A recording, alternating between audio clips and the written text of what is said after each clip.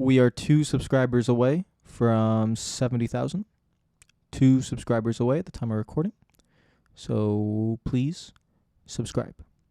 Thank you and enjoy the video. Honestly, the funniest thing from today is Rick Allen not understanding what this means. He obviously has never watched football. By the way, come on, you Gunners. Happy Sunday, everyone. There is Sky.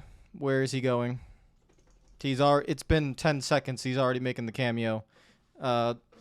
Okay. He's attacking. Okay. I'm not going to be able to get through this cleanly, am I? NASCAR playoffs at Kansas while my dog right down there is biting on a cardboard box. NASCAR playoffs at Kansas. That was. Can you stop eating the box? Okay. You can see him right off my look right there. You see him? Okay. Oh my God, I'm already distracted. We all know the Kansas race is a wild card. Every year it is. Okay, Sky, Sky, stop it.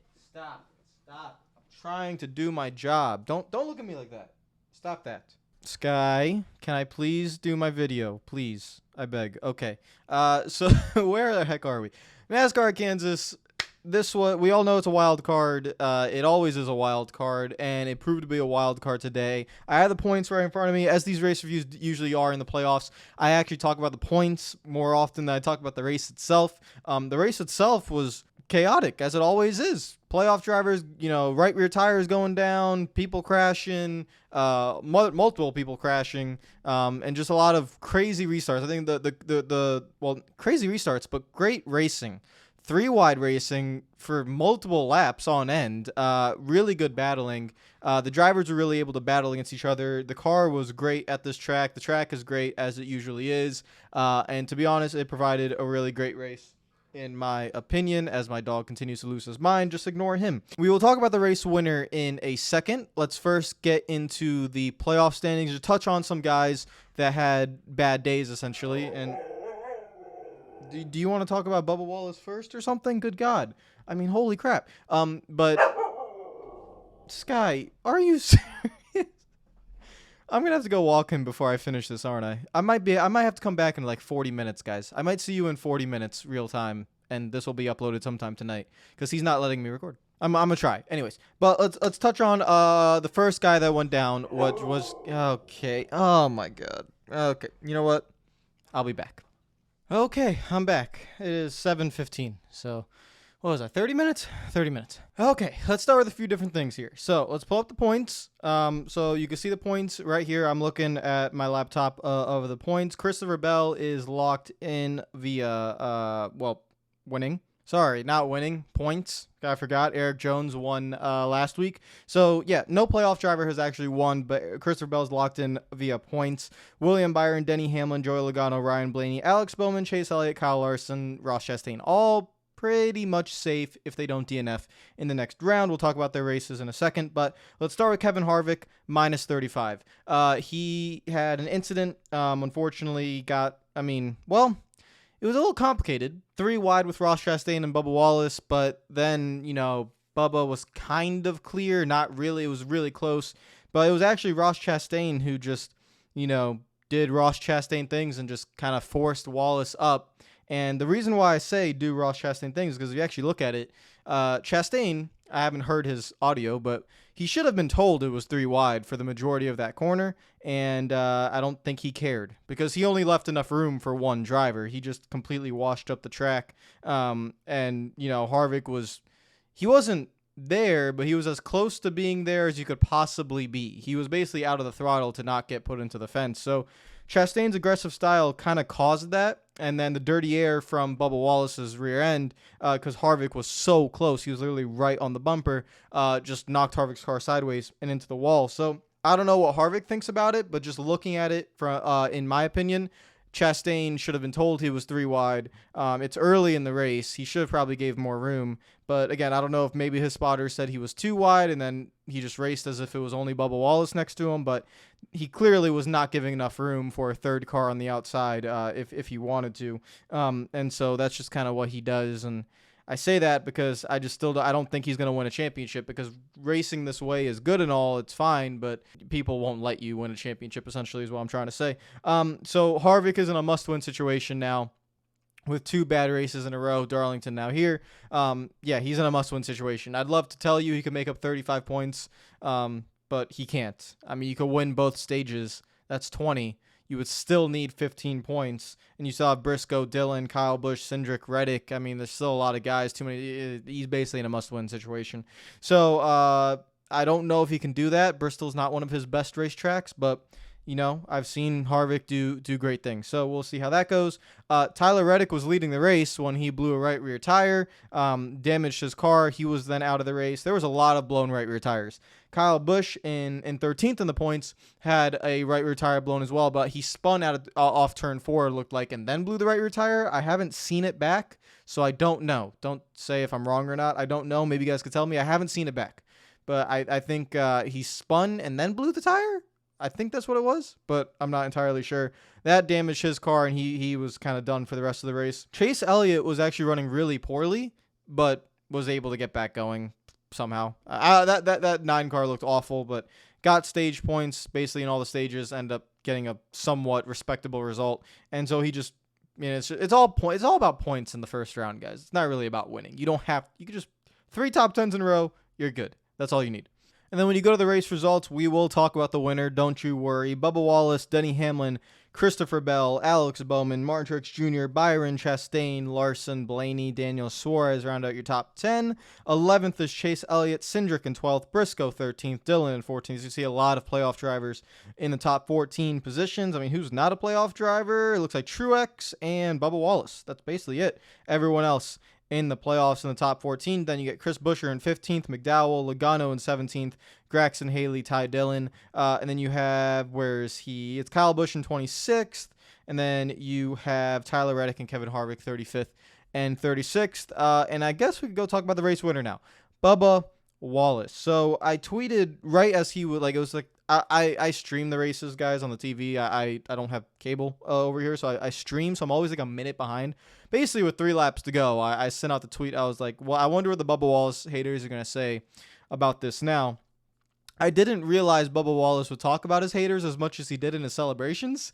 I didn't realize it. I mean, it does show you he's a very emotional person. He wears his emotions on his sleeve. I just didn't think it bothered him that much. I mean, hate bothers everyone. Trust me. I can tell you that right now.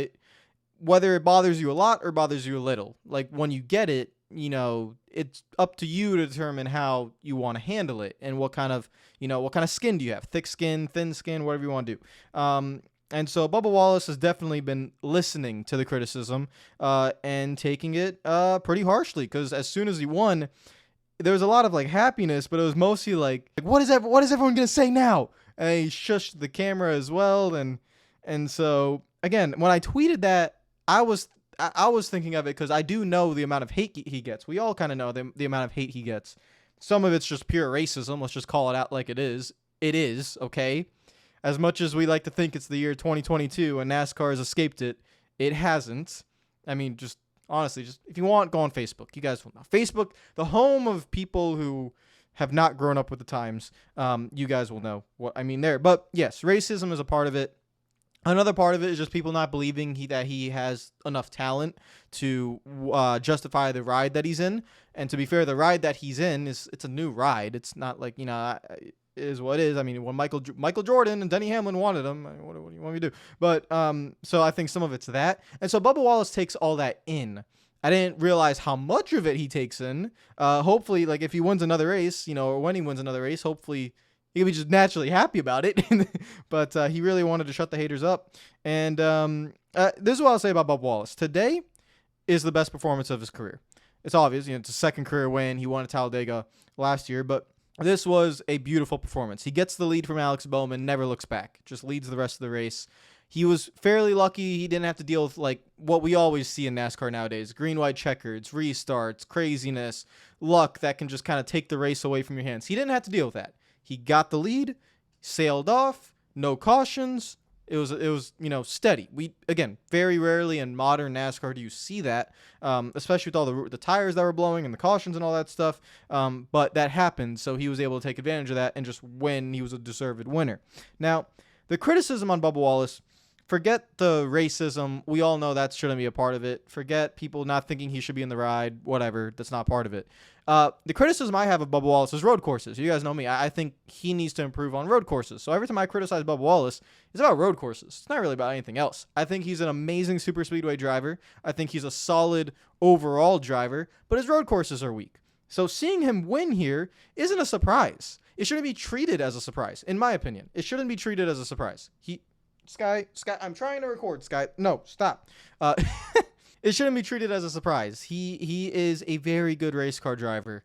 Like, if he won at a road course, I would be genuinely surprised because he's not very good at road courses, and that's where he needs to develop. But to win here, and by the way, can someone answer for me in this in the comments below? Has anyone, or any car or team, whatever, has anyone won at the same track twice in the same season with the same car but two different drivers? Has that ever happened? I don't know. Maybe so let me know. I personally don't think it has. I'm trying to think. In my lifetime, no, it hasn't. But has it ever happened? Two wins at the same track. So the track has to have two race dates in the same season with the same car, but two different drivers. So Kurt Busch won earlier in the season, and Bubba Wallace won, later in the season. Has it ever happened? I don't know. But while the points in the playoffs are like the majority of my focus during these race reviews, as they should be during the playoffs, Bubba Wallace deserves a lot of credit, and I hope that he gets it. And, unfortunately for Bubba, I don't know, he's never going to see this, but he's always going to get hate just because of who he is. So if I was to offer him one piece of advice is, yes, take the criticism, take in the hate, don't outright ignore it. Use it as fuel to make you better, but don't let it affect you as much. Don't let it be in the front of your mind. Let happiness be in the front of your mind. Your family, your friends, your fans, because he has a lot of fans, your team. Don't immediately when you win just think, yeah, F you haters, that's fine for this time, but you don't want to let that control you. That's just my opinion. He can as long as he wins, that's all that really matters. But I think he would be much happier if he just didn't let it bother him as much. I've said the same thing about Chase Elliott when it comes to self-criticism. Everyone knows Elliott does nothing wrong, right? And then he'll blame himself for doing nothing wrong, which says it's his fault because that's just what he does. I get it's a trait that makes people really successful. I do it sometimes myself. I used to do it a lot when I was younger, but as I got older, I kind of stopped trying to be as hard on myself. But it is a trait that sometimes you don't want to have as much. And I don't know. I'm kind of rambling on, but point is, great job by him. And overall, guys, heading into Bristol, it's shaped up really nicely to have a few top contenders being, well, I don't really want to have Harvick being a must-win situation. I didn't want that. But because Harvick was on a roll heading into the playoffs, but it looks like he might get eliminated without a win. Reddick is right on the bubble. Kyle Busch is right on the bubble. Drivers that you'd probably expect maybe to get eliminated, Austin Dillon, Ken Suarez pull out of it. Can Cindric stay up there? That's going to be really interesting. I think Ross Chastain and up are basically all safe. Only if, a crash or something takes them out early in the race, I think that will have issues. But as long as they just finish the race without issues, which, guys, it's Bristol. That's not going to happen. But if they have, a fairly normal race, everyone from Chastain up should be fine. And so we'll see what goes on at Bristol. Is it my favorite race of the season? It's one of my favorite races of the season. It's one. Make sure they put that little grip thing on there. I want the bottom to be dominant. I don't like 3-lane Bristol. It's not my thing. I like bottom 1-lane Bristol. It's awesome. That's what Bristol's supposed to be. Sky is not letting me carry this on any farther, guys, so I apologize. But take care of yourselves. Enjoy the rest of your day. Shout out to all the Patreon members. I forgot to give you a shout out at the beginning of the video. Shout out to all the Patreon members as always supporting the channel. Guys, I don't know if we've done it. I'm not sure, but we are so close to 70,000. Have we done it? We are 2 subscribers away. By the time I upload this video, you know what? This is the end of the video. If you made it to the end of the video, I'm putting something at the beginning because we're 2 subscribers away. 2 subscribers away from 70,000. That'd be a monumental mark. Take care of yourselves. Enjoy the rest of your day. I will see you guys tomorrow. And the playoffs head into their first elimination race. So see you then for that. Peace out.